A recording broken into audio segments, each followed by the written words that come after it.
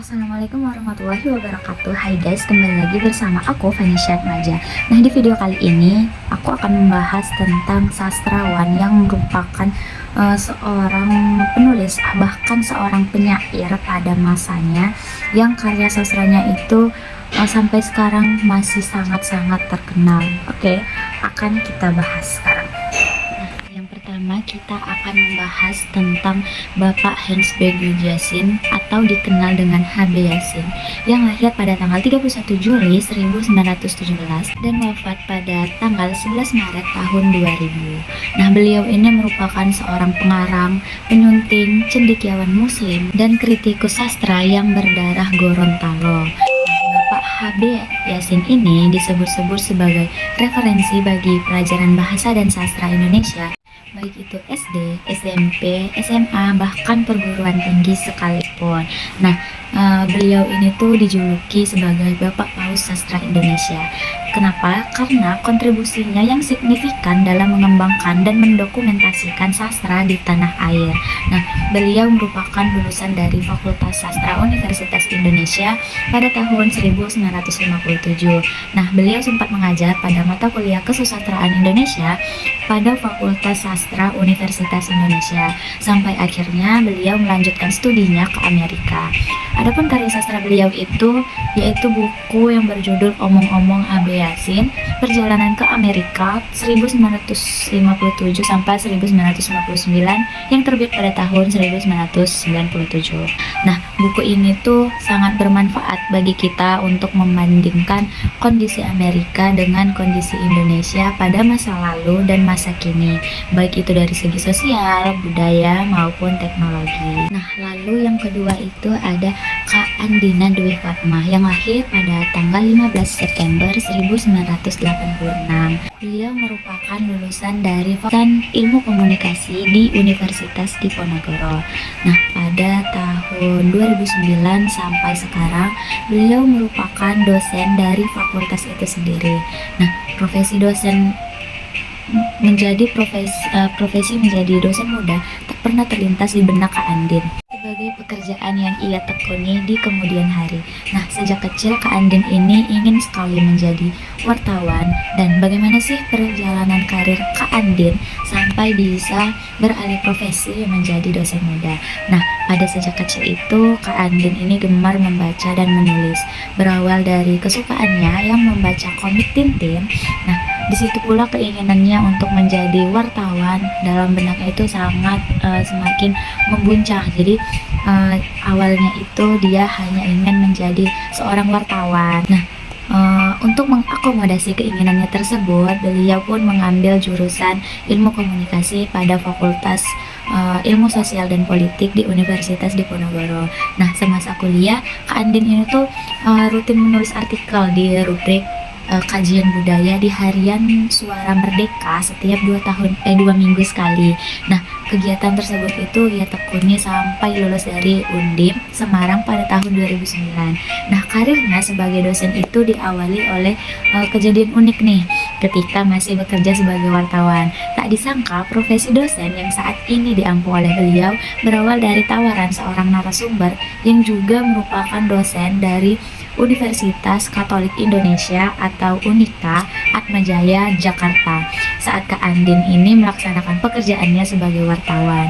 Nah, bagi Kak Andin sebagai dosen muda harus banyak meningkatkan kemampuan diri selaras dengan perkembangan keilmuan yang ada. Nah, Kak Andin ini juga menyebutkan sangat mudah bagi dosen untuk cepat merasa puas karena dihormati dan dianggap orang pintar. Padahal ketika menjadi dosen tidak meningkatkan diri melalui proses membaca dan menulis, tidak akan ada kemajuan bagi dosen tersebut. Karya sastra Kak Andin yang paling dikenal itu ada pada buku yang berjudul Lebih Senyap Dari Bisikan, yang membahas tentang permasalahan rumah tangga atau pernikahan, yang di dalam bukunya itu yang intinya itu jangan menikah terlalu cepat meski saling cinta, karena tidak semua sesuai dengan ekspektasi kita pada saat membaca buku. Nah, di dalam buku ini tuh kita seakan merasakan cerita yang bagi kaum muda yang ingin menikah cepat, bukan hanya merasakan kebahagiaan, tetapi juga merasakan seluk-beluknya pernikahan. Selanjutnya itu ada Kak Eka Kurniawan yang lahir pada tanggal 28 November 1975 di Jawa Barat. Beliau menamatkan pendidikannya di Fakultas Filsafat Universitas Gadjah Mada. Nah, pada saat itu skripsinya diterbitkan dengan judul Pramudia Anantatur dan Sastra Realisme Sosialis yang diterbitkan pertama kali oleh Yayasan Aksara Indonesia pada tahun 1999. Nah, debut pertamanya itu ada pada novel yang meraih banyak perhatian bagi pembaca sastra Indonesia yang berjudul Cantik Itu Luka, yang terbit pertama kali oleh penerbit Jendela tahun 2002. Nah, tak hanya karya sastranya yang berbentuk novel, tapi ia juga memiliki karya seperti kumpulan cerita pendek yang berjudul Cinta Tak Ada Mati dan cerita-cerita lainnya. Nah, ada juga novel beliau yang berjudul Seperti Dendam, Rindu Harus Dibayar Tuntas yang telah diadaptasi menjadi film dengan judul yang sama pada tahun 2021. Nah, film ini tuh bergenre action. Nah, mungkin bagi kaum yang menyukai genre action boleh ditonton filmnya. Nah, pada novel yang berjudul Cantik Itu Luka merupakan novel perdana beliau yang sangat-sangat mendunia. Nah, karya beliau ini telah diterjemahkan dengan jumlah 36 bahasa asing, yang dimana novel ini tuh mengungkapkan bagaimana kecantikan itu bisa menjadi sebuah kutukan atau malapetaka, dan bagaimana perempuan seringkali menjadi objek eksploitasi dan kekerasan. Nah, pada buku ini tuh kita dapat mengambil pesan moralnya. Yang pertama itu tentang hubungan manusia dengan Tuhannya, lalu dengan diri sendiri, dan dengan manusia lainnya dalam lingkup sosial. Nah, endingnya pada novel Cantik Itu Luka juga hampir semua tokohnya itu meninggal dan hanya tersisa 4 anak Dewi Ayu yang semuanya itu telah menjadi janda dan hidup sendiri dikarenakan mereka juga kehilangan anak-anak mereka. Nah, jika penasaran boleh dibaca novelnya, yaitu Cantik Itu Luka.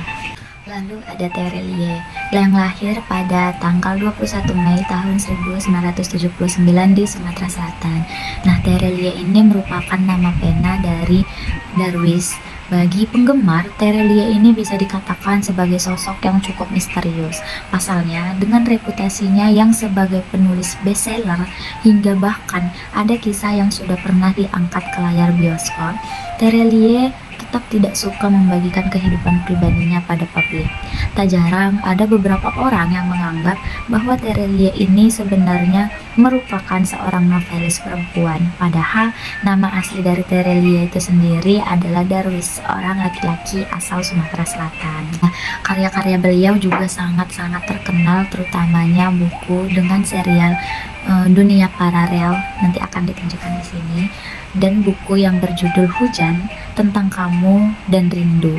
Beliau memulai debut kepenulisan pada tahun 2005 melalui novel Hafalan Salat Dalisa, sampai akhirnya diadaptasi ke layar film pada tahun 1911. Nah, fun fact-nya itu Terelie ini terinspirasi dari lagu India yang bermakna untukmu, untuk teman, untuk sahabat, untuk keluarga, dan untuk siapapun itu. Nah, selain novel, beliau juga penulis puisi dan cerpen. Lalu yang terakhir ada Hidayatul Fajriyah atau lebih dikenal dengan nama Lulu HF. Lahir pada tanggal 14 Juni 1995, yang merupakan seorang penulis berasal dari Lamongan. Ia merupakan salah satu penulis aktif yang mengunggah karya tulisnya di Wattpad. Nama panggilan Lulu itu juga merupakan nama panggilan asli yang diberikan oleh orang tuanya, hingga akhirnya Kak Lulu ini menciptakan nama penanya sendiri, yaitu Lulu HF.